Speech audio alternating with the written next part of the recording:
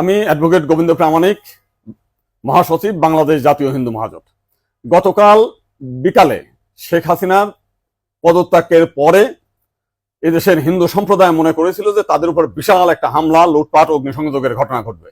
কিন্তু গতকাল বিকালেই বিএনপি এবং জামাতের নেতারা তাদের নেতৃবৃন্দকে হিন্দুদের বাড়িতে হামলা, লুটপাট, অগ্নিসংযোগ যাতে না হয় এবং প্রত্যেক মন্দিরে যাতে পাহারা দেয় সেই ব্যবস্থা করার নির্দেশ দেয়। এবং গতকাল থেকে আমরা দেখেছি সেই পাহারা দিয়েছে। সাধারণভাবে হিন্দুদের উপরে বড় কোনো মন্দিরে কোনো হামলার ঘটনা ঘটে নাই।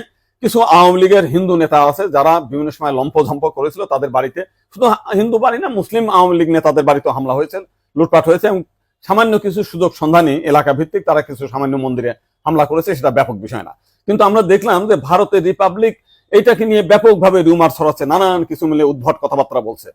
এবং আজকে দেখলাম শেখ হাসিনার নিয়ে তারা কাহিনী তৈরি করছে, বঙ্গবন্ধুর স্ট্যাচু ভাঙছে, সেটা নিয়ে তারা খুব দুঃখে সাগরে